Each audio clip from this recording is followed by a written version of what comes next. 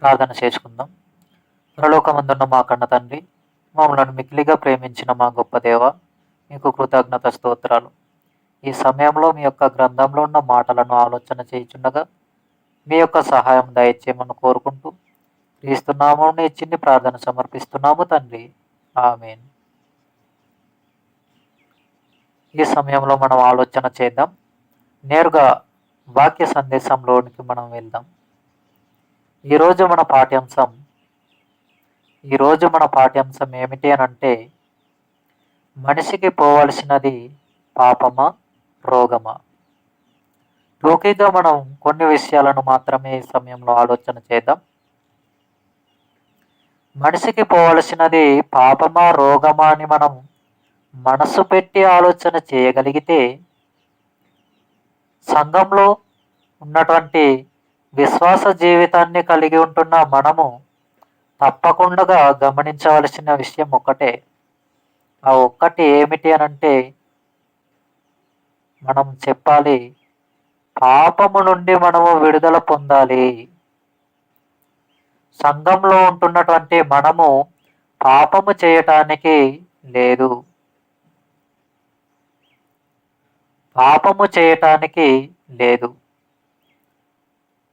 సంఘంలో ఉంటున్నటువంటి వారు పాపము చేయటానికి లేదు.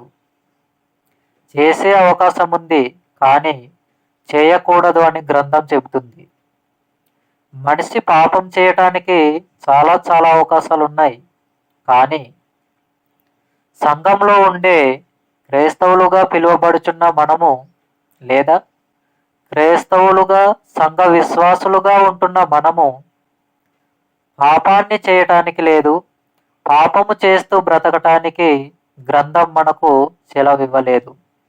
దేవుడు మనకు అవకాశమును ఇవ్వలేదు. కనుక మనం ఏం చేయాలి అనంటే, సంఘంలో ఉంటున్న మనము, సంఘంలో సమూహముగా కూర్చుంటున్న మనము, సంఘములో సమాజముగా కూడుకొని దేవునికి ఆరాధన చేస్తున్న మనము ఏమి చేయాలి అనంటే, గ్రంథంలో ఉన్నటువంటి మాటలను ఆచరించాలి. గ్రంథంలో చెప్పబడినటువంటి మాటలను పాటించగలగాలి. ఇది మనము చాలా జాగ్రత్తగా ఆలోచన చేయవలసినటువంటి విషయం. చాలామంది దేవునికి దూరం కావటానికి గల కారణాలు తమ సొంత ఆలోచనలను ఆధారం చేసుకోవటం, గ్రంథాన్ని చదవకుండా పక్కన పెట్టేయటం, ప్రార్థనను చేయకుండా విడిచిపెట్టేయటం, తమ సొంత ఆలోచనను అనుసరిస్తూ భూమి మీద బ్రతకటం, ఇవన్నీ కూడా ఎవరి జీవితాలలో ఉన్నాయి అనంటే, ప్రాముఖ్యముగా సంఘంలో ఉన్నటువంటి విశ్వాసులైన వారి జీవితాలలోనే మనకు కనిపిస్తూ ఉన్నాయి. ఇప్పుడు సంఘంలో ఉన్న విశ్వాసులలోనే ఇలాంటి జీవితాలు ఉన్నాయి అనంటే, సమాజంలోనికి వెళ్ళి మనం ఏమి చెప్పగలం? సమాజంలో ఉన్నవారికి సంఘంలో ఉన్న మనమే చెప్పాలి. కనుక సంఘంలో ఉన్నటువంటి మనము గ్రంథంలో చెప్పబడిన మాటలను పాటించగలగాలి. గ్రంథంలో చెప్పబడినటువంటి మాటలను ఆలోచన చేయగలగాలి, పరిశీలన చేయగలగాలి, పరిశోధన చేయగలగాలి. కనుక మనం ఆలోచన చేయగలిగితే, ప్రాముఖ్యంగా సంఘంలో ఉంటున్న మనలోనే ఏముండకూడదు అనంటే, దేవుడు అసహ్యించుకునే కార్యక్రమాలు ఉండకూడదు. దేవునికి ఇష్టం లేనటువంటి కార్యక్రమాలను సంఘ విశ్వాసులలో ఉంటున్న మనలో ఉండకూడదు. సంఘ విశ్వాసులుగా పిలువబడుచున్న మనము చేయకూడదు. కనుక మనం ఆలోచన చేయగలిగితే తప్పకుండా మనం పాటించవలసినది గ్రంథంలో చెప్పబడిన మాట. గ్రంథం ఎక్కడైతే మాట్లాడిందో, దేవుడు ఎక్కడైతే పరిశుద్ధాత్ముని యొక్క ప్రేరేపణను బట్టి గ్రంథంలో వ్రాయబడిన మాటలు వ్రాయించారో, అక్కడే మనము మాట్లాడాలి. దేవుడు ఎంతవరకు అయితే మాట్లాడించగలిగితే అంతవరకే మనం మాట్లాడాలి. ఏ విషయాన్ని అయితే మాట్లాడించారో ఆ విషయాన్నే మాట్లాడాలి. మరొకసారి, దేవుడు ఎంతవరకు పరిశుద్ధాత్మ ప్రేరేపణను బట్టి గ్రంథాన్ని వ్రాయించారో అంతవరకే మాట్లాడాలి. ఏ విషయాన్ని వ్రాయించారో ఆ విషయాన్నే మాట్లాడాలి. గ్రంథంలో లేని విషయాన్ని ఉన్నట్టుగా మాట్లాడటం, ఉన్న విషయాన్ని లేనట్టుగా మాట్లాడటం అనేది చాలా ప్రమాదానికి గురి అవుతుంది. సంఘం ప్రమాదంలోనికి వెళ్ళిపోయే ప్రమాదం ఉంది. కనుక గ్రంథంలో ఉన్నటువంటి మాటలని మనం ఆలోచన చేయాలి. చాలామంది పెద్దలు అంటున్నటువంటి మాటలు ఏమిటి అంటే, ఈ లోకానికి సంబంధించి కొంతవరకు రైట్ అయి ఉండొచ్చు, కానీ గ్రంథం విషయానికి వచ్చేసరికి మాత్రం అది రైట్ కాదు. ఆ విషయం ఏంటి అని అంటే, మౌనమే అంగీకారం అనే పదాన్ని ప్రయోగిస్తూ ఉంటారు. ఏదైనా ఒక ప్రశ్నను అడిగినప్పుడు మౌనంగా ఉన్నారు అని అంటే, మౌనంగా ఉన్నారు కాబట్టి మౌనమే అంగీకారము అని పెద్దలు గుర్తించటం, లేదా అక్కడ ఉన్నటువంటి పరిస్థితిని బట్టి అక్కడున్న ప్రజలు గుర్తించటం అనేది జరుగుతుంది. ఈ విషయాలు మనకు బాగా తెలిసినటువంటి విషయాలే. అయితే ఇదే విషయాన్నే గ్రంథంలో తీసుకువస్తే గనుక గ్రంథంలో చెట్టవదు. దేవుడు ఎంతవరకు మాట్లాడిస్తే మనం అంతవరకే మాట్లాడాలి. గ్రంథం ఎక్కడ మౌనంగా ఉంటే అక్కడ మనం మౌనంగా ఉండాలి. దేవుడు ఎక్కడ మౌనంగా ఉంటే మనం అక్కడ మౌనంగా ఉండాలి. దానిని కొనసాగించటానికి లేదు. ఫర్ ఎగ్జాంపుల్, ఈ విషయం మీకు అర్థం కావటానికి నోవాహు గారికి దేవుడు ఏం చెప్పారంటే, నీవు చితిసరకపు నానుతో ఓడను నిర్మించుకో అన్నాడు. జాగ్రత్తగా వినాలి. చితిసరకపు మ్రాణుతో ఓడను నిర్మించుకో అన్నాడు. ఆ యొక్క ఓడ నిర్మించే సమయానికి నోవాహు గారి దగ్గర వేరే చెట్లు లేవా, వేరే మ్రాణులు లేవా? చాలా ఉన్నాయి. కానీ చితిసరకపు మ్రాణుతో మాత్రమే ఓడ నిర్మించాలి అని దేవుడు చెప్పారు. ఎవరికి? నోవాహు గారికి. కాబట్టి నోవాహు గారు దేవుడు చెప్పినటువంటి మాట ప్రకారంగా చేయాలంటే ఇప్పుడు ఏం చేయాలి? చితిసరకపు మ్రాణుతో మాత్రమే ఓడను నిర్మించాలి, ఓడను కట్టాలి. చితిచరకపు మ్రాణుతో కాకుండా చాలా మాన్లు ఉన్నాయి కదా అని చెప్పేసి దేనినో ఒక దానిని తీసుకొని కడితే దేవుని ఆజ్ఞను, దేవుడు చెప్పిన మాటను మితిమీరిన వారిగా నోవాహు గారు అవుతారు. కాబట్టి ఇక్కడ మనం ఆలోచన చేయగలిగితే దేవుడు దేనినైతే చెప్పారో దానినే చేయాలి. నోవాహు గారికి అవకాశం ఉంది, వేరే మానుతో చేసే అవకాశం ఉంది. కానీ దేవుడు చెప్పిన మాట ప్రకారం చేయాలంటే చితిసరకపు మ్రాణుతోనే చేయాలి. ఇది గ్రంథానుసారమైన వివరణ. గ్రంథం ఏది చెప్తే అదే చేయాలి. కాబట్టి దేవుడు చెప్పిన దాన్ని చేయటమే దేవునికి ఇష్టం. కాబట్టి ఇలా మనం ఆలోచన చేయగలిగితే వాస్తవానికి మనిషి జీవితంలో తనకు ఉండే ఆలోచన ఏంటి అని అంటే, నేను ఎప్పటికీ ఆరోగ్యవంతునిగానే ఉండాలి, నేను ఆరోగ్యంగానే ఉంటూ ఈ భూమి మీద నా జీవితాన్ని కొనసాగించాలి అన్న ఆలోచనయే మనిషిది. అందుకే పెద్దలు ఏమంటారంటే ఆరోగ్యమే మహాభాగ్యం అంటారు. వాస్తవమే, కొంతవరకు ఆరోగ్యం మహాభాగ్యమే. కానీ ఆరోగ్యాన్ని ఇచ్చేది ఎవరు అనంటే దేవుడు. ఆరోగ్యాన్ని, ఆయుస్సును మనిషికి ఇచ్చేది ఎవరు? దేవుడు. ఆరోగ్యపు విలువ అర్థం కాక మనిషి దేవుడిచ్చిన ఆరోగ్యపు విలువను, దేవుడిచ్చిన ఆయుస్సును వ్యర్థం చేసుకోవటానికి మనిషి ఎక్కువగా ఆలోచన చేస్తూ ఉంటాడు. వాస్తవానికి ఆరోగ్యంగా ఉండటం అనేది మంచిదే, కానీ ఇలా ఆరోగ్యాన్ని ఇచ్చిన దేవునికి మనం ఏ పనిని చేయగలుగుతున్నాం? దేవుని కోసం మనం ఏ ఏ కార్యక్రమాలను చేస్తున్నాం? సువార్త ప్రకటిస్తున్నామా? వాక్యాన్ని ప్రకటిస్తున్నామా? ఏమైనా ఆత్మీయ సంబంధమైన కార్యక్రమాలను చేయగలుగుతున్నామా? ఇవి సంఘంలో ఉంటున్న, క్రీస్తు రక్తం ద్వారా కడగబడిన, సంఘంలో చేర్చబడిన మనమే ఆలోచన చేయవలసినటువంటి విషయాలు. మనమంతా సంఘంలో కూర్చుంటున్న మనమంతా ఎవరమోనంటే క్రీస్తు రక్తం ద్వారా విలువ పెట్టి కొనబడిన వారము. కనుక మనం ఈ విషయాలన్నీ జాగ్రత్తగా ఆలోచన చేయగలగాలి.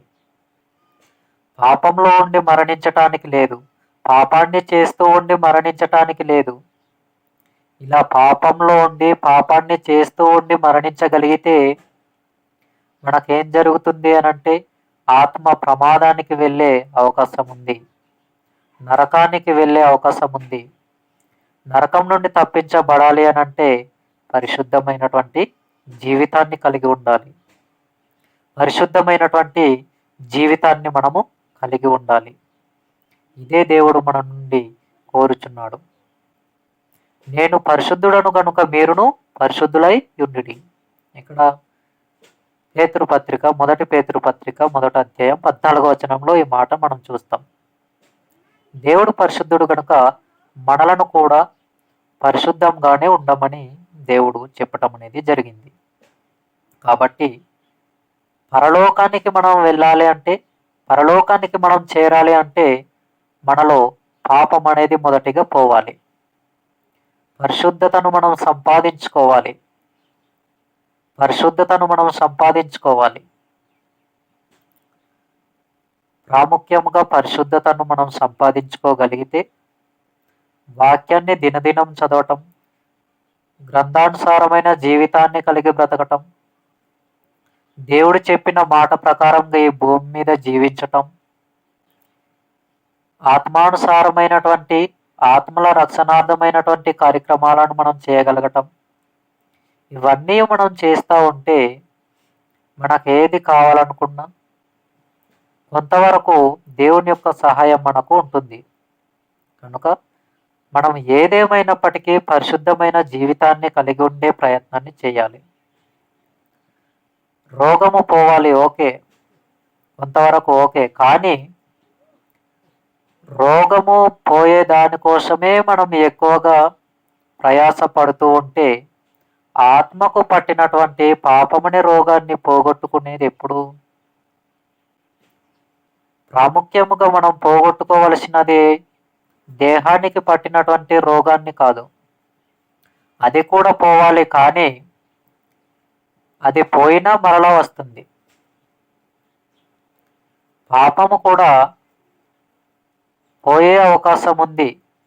ఆత్మానుసారంగా దేవుడు చెప్పిన మాటల ప్రకారంగా మనం బ్రతకగలిగితే పాపంలో నుండి మనం విడుదల పొందే అవకాశం ఉంది. పరిశుద్ధతను సంపాదించుకోవటం అంటే దేవుడు చెప్పిన మాట ప్రకారంగా బ్రతకటం. ఒక్క మాటలో చెప్పాలంటే దేవుడు దేనినైతే చేయమని చెప్పారో ఆ మాటల ప్రకారంగా బ్రతకటమే దేవుడు మనకిచ్చినటువంటి పరిశుద్ధమైన జీవితం. రోగాన్ని పోగొట్టుకోవటానికి చాలా కష్టాలు పడతాం, కానీ ఈ యొక్క దేహాన్ని నడిపించగలిగే శక్తివంతమైనటువంటి ఆత్మకు పట్టిన పాపమనే రోగాన్ని పోగొట్టుకోవటానికి ఎటువంటి కష్టం అనేది ఉండదు. ఎటువంటి ప్రయత్నాన్ని కూడా చేయం. ఆత్మ పరలోకానికి చేరాలి అంటే ఆత్మకు పట్టినటువంటి, ఆత్మలో ఉంటున్నటువంటి పాప విముక్తిని మనం చేసుకోగలగాలి.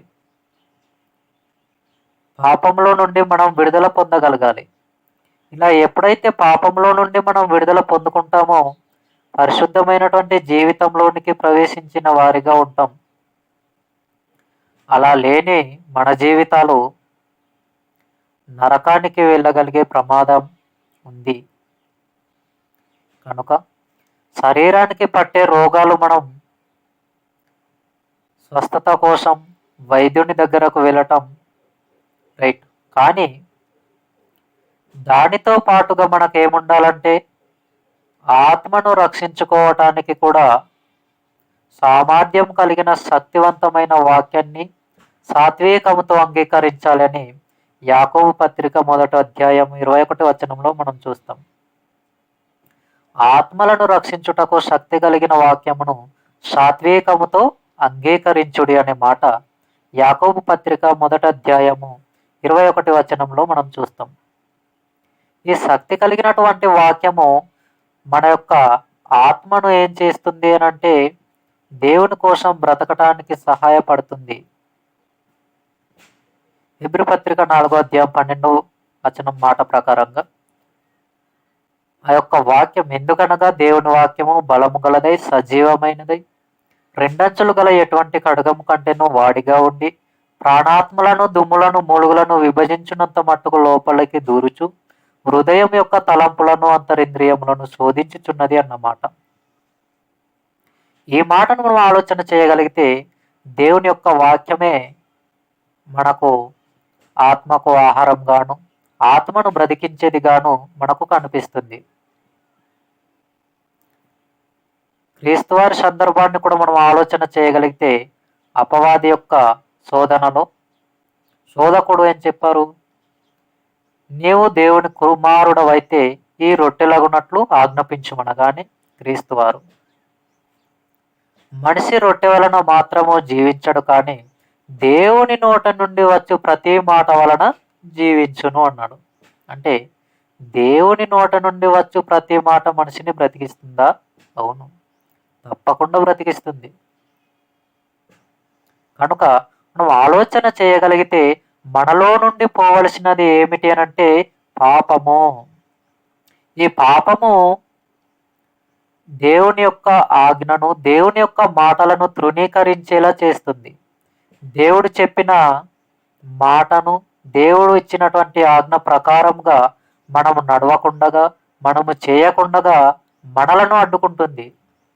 అందుకే అంటాడు కదా 1 యోహాను పత్రిక 3వ అధ్యాయం 4వ వచనంలో ఆజ్ఞాతిక్రమమే పాపము. ఆజ్ఞను అతిక్రమిస్తే అది పాపము.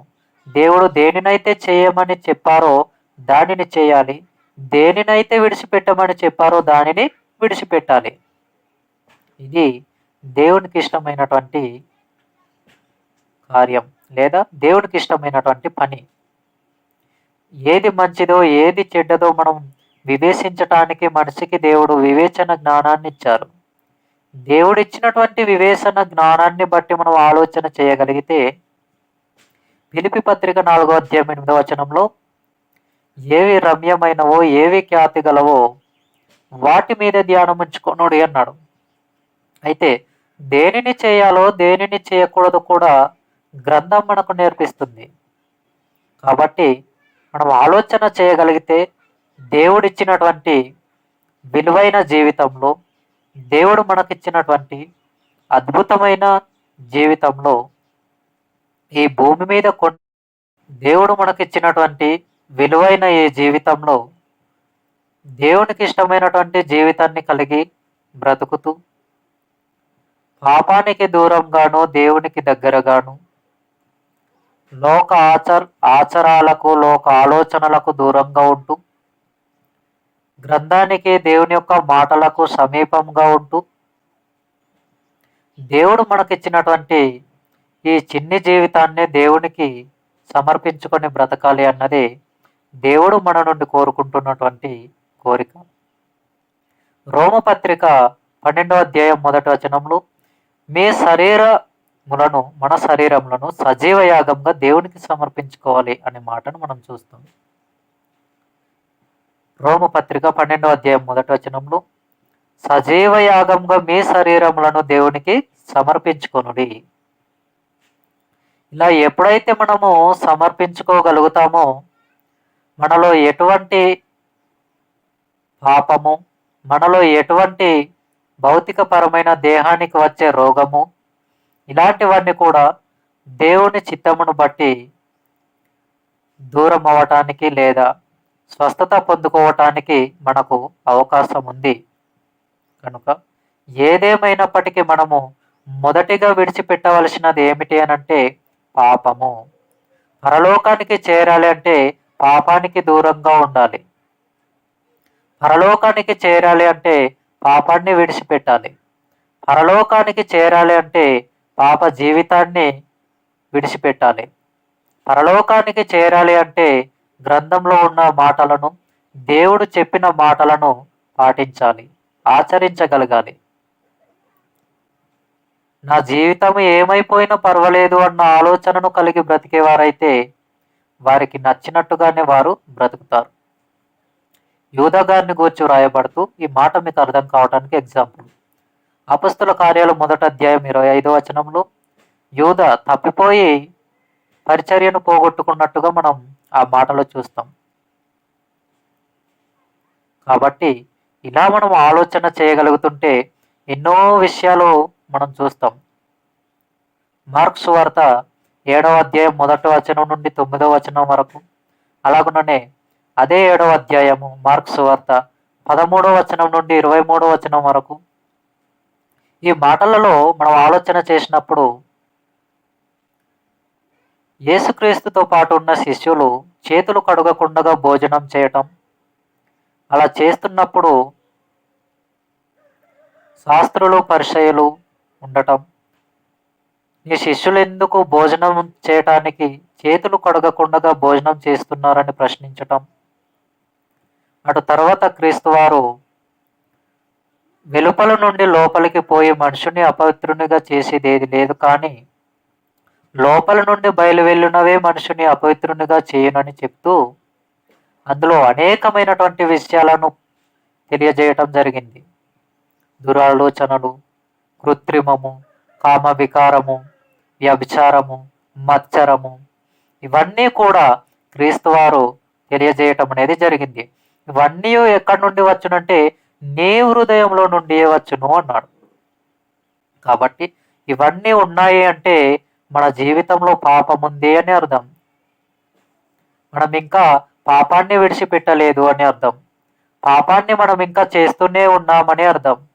కనుక పాపాన్ని విడిచిపెట్టే ఆలోచన, పాపంలో నుండి దూరంగా ఉండే ఆలోచన ఏదైనా ఉంది అని అంటే అది గ్రంథమే మనకు తెలియజేస్తుంది.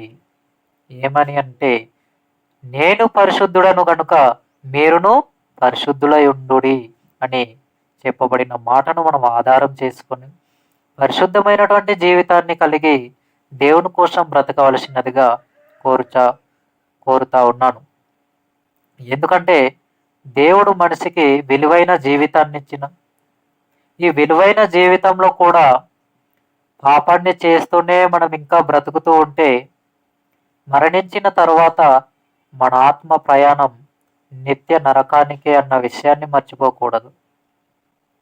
ప్రాముఖ్యంగా సంఘంలో ఉంటున్న మనం మన జీవితాన్ని ఏ విధంగా మార్చుకోవాలి, మన జీవితంలో మనం ఎలా బ్రతకాలి, మన జీవితాన్ని ఎవరికి అంకితం చేయాలి, లోకానిక, దేవునిక, దేనిని పోగొట్టుకోవాలి, దేహానికి వచ్చే అనేకమైనటువంటి రోగాలను పోగొట్టుకోవాలా, దేహాన్ని నడిపించగలిగే ఆత్మకు ఉన్నటువంటి పాపం అనే రోగాన్ని పోగొట్టుకోవాలా, ఆలోచన చేయాలి.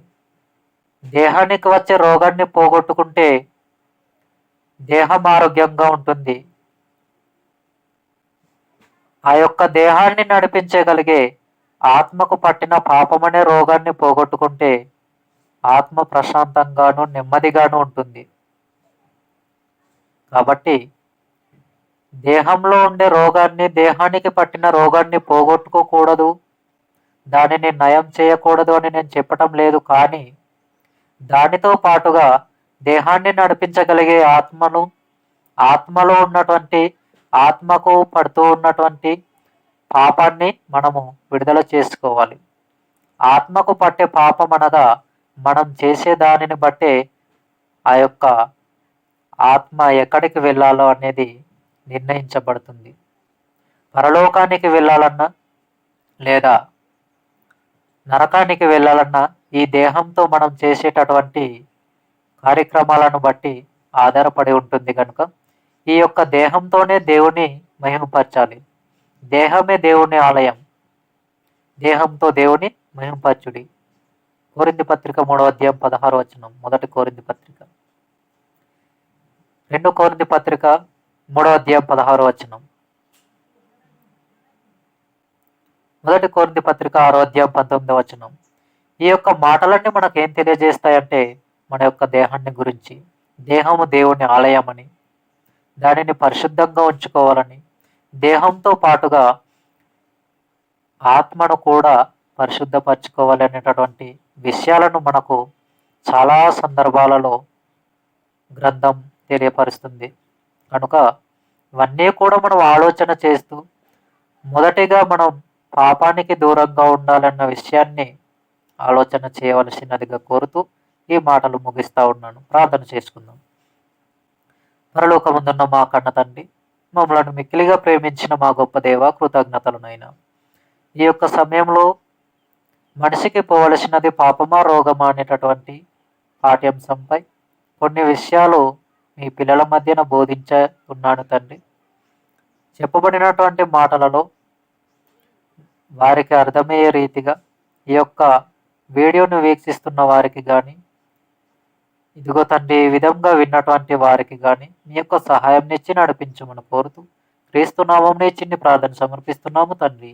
ఆమేన్.